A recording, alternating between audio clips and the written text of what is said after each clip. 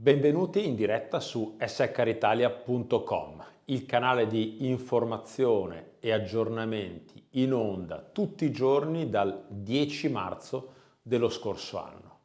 Tutti i giorni una striscia di aggiornamenti, notizie, informazioni utili sui temi del lavoro. Da un po' abbiamo deciso di concentrarci soltanto sulle notizie dell'ultima ora, perché comunque sono ancora tante.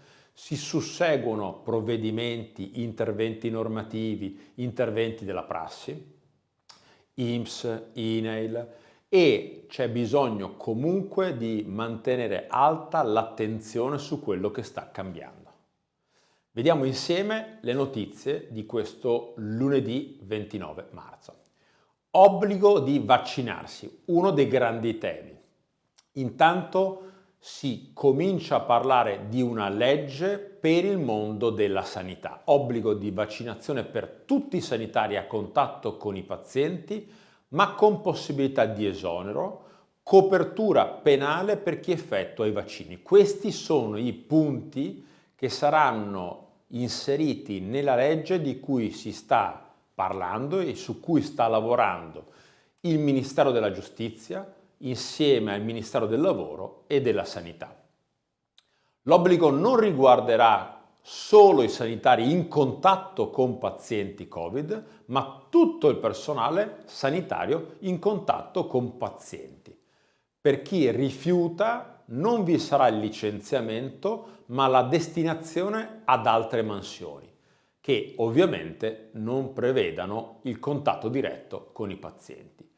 Questi i temi caldi. Su questo tema il Veneto ha definito, prima regione d'Italia, le prime indicazioni per la vaccinazione in azienda. Se ne parla da qualche tempo, è stata Confindustria a spingere su questo. Il Veneto ha definito e ha pubblicato il manuale per l'avvio della campagna vaccinale nelle aziende.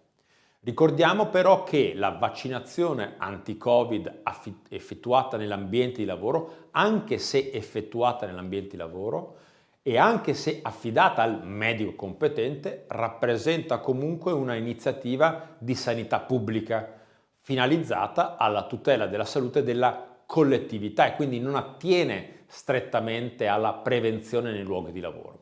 Pertanto la responsabilità generale e la supervisione dell'intero processo rimangono in capo al Servizio Sanitario Regionale.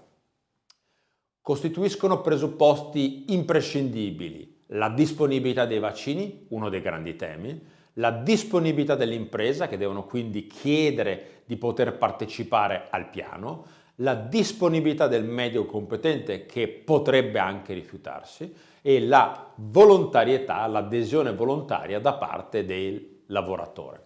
Di tutto questo abbiamo parlato nel webinar della settimana scorsa con Elisa Pavanello, ma ci torneremo a parlare subito dopo Pasqua perché il tema è di enorme importanza. Domani invece puntata webinar tutta dedicata alle novità del decreto sostegni. Venerdì, nel frattempo, sono uscite le prime indicazioni dell'INPS con il messaggio 1297-2021, primo messaggio sulle nuove casse. Prime indicazioni sulle nuove casse previste dal decreto sostegni in aggiunta a quello che era la cassa e le previsioni contenute nella legge di stabilità. Vediamo quelli che sono i punti più importanti di questo messaggio. Ricordiamo prima che il comma 1 dell'articolo 8 prevede che i datori di lavoro privati che sospendono o riducono l'attività lavorativa per eventi riconducibili all'emergenza Covid possono richiedere ulteriori trattamenti di cassa integrazione ordinaria, quindi CIGO, per una durata massima di altre 13 settimane nel periodo tra il 1° di aprile e il 30 giugno. Quindi CIGO, altre 13 settimane, 1° aprile, 30 giugno. Il successivo comma 2 dell'articolo 8 stabilisce invece che FIS e cassa in deroga, per FIS e cassa in deroga, i datori di lavoro possono proporre una domanda per una durata massima di 28 settimane nel periodo tra il 1° di aprile e il 31 dicembre. Quindi qui da notare che la estensione temporale va oltre giugno e fino al 31 dicembre, 28 settimane. Per tutte queste misure, cassa ordinaria nuova, FIS nuovo, cassa in deroga nuova, non è previsto alcun contributo addizionale a carico dei datori di lavoro. I chiarimenti dell'INPS. Le nuove settimane di cassa si aggiungono a quelle già previste dalla legge di bilancio o legge di stabilità. Le 13 settimane di cassa ordinaria si aggiungono alle prime 12 previste dalla legge di bilancio, che si collocano nel primo trimestre dell'anno in corso. Conseguentemente, in caso di ricorso alla cassa ordinaria, i datori di lavoro hanno complessivamente a disposizione 12 più 13 uguale 25 settimane di trattamenti dal 1 gennaio al 30 di giugno, secondo questa articolazione.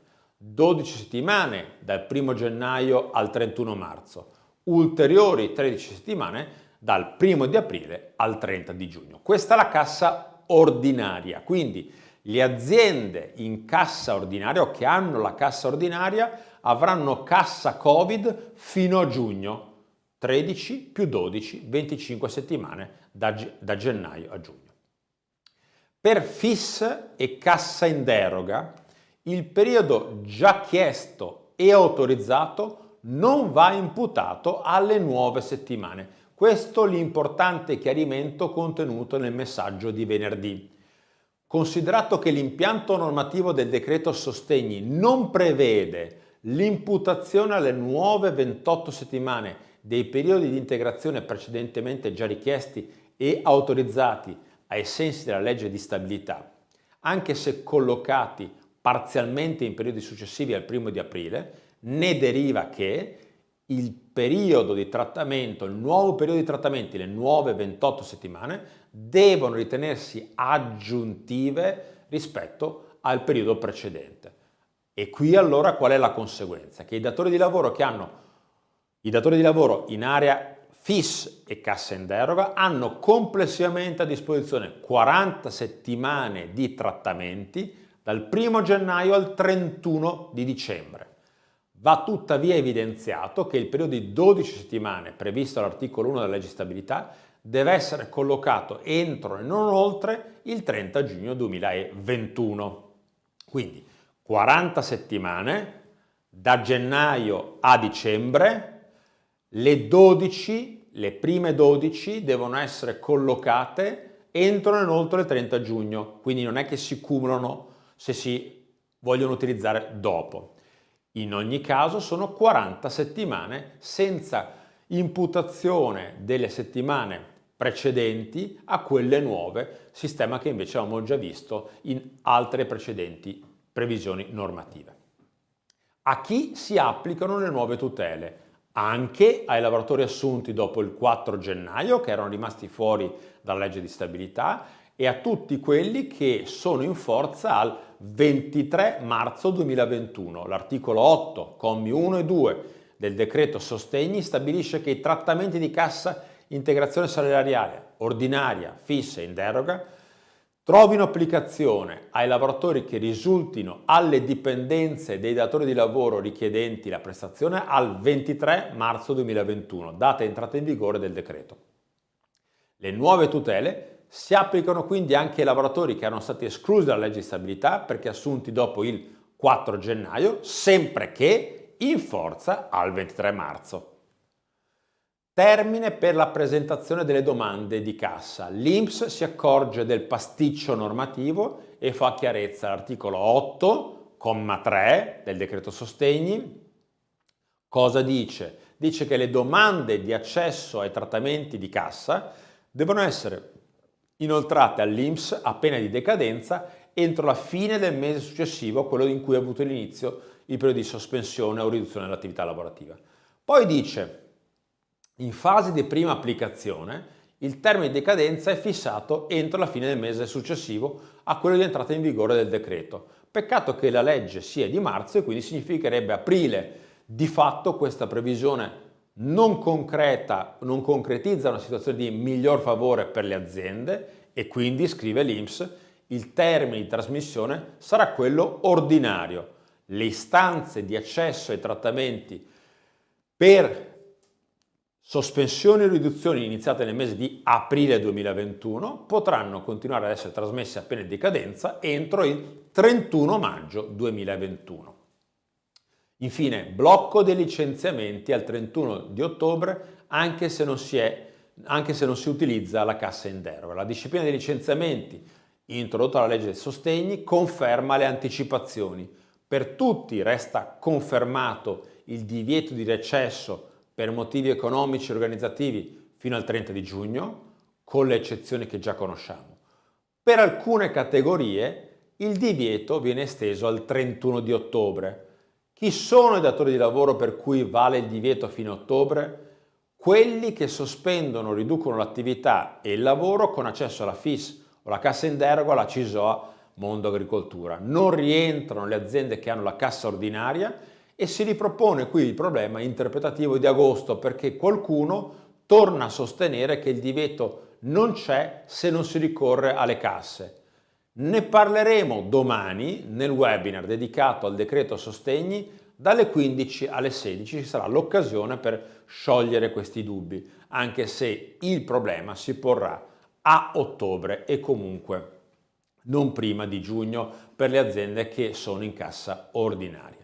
Vediamo allora quelli che sono gli appuntamenti della settimana. Tutta la settimana continuerà la striscia quotidiana dalle 12 alle 12:15, 12:10, 12:15, dedicata alle notizie dell'ultima ora.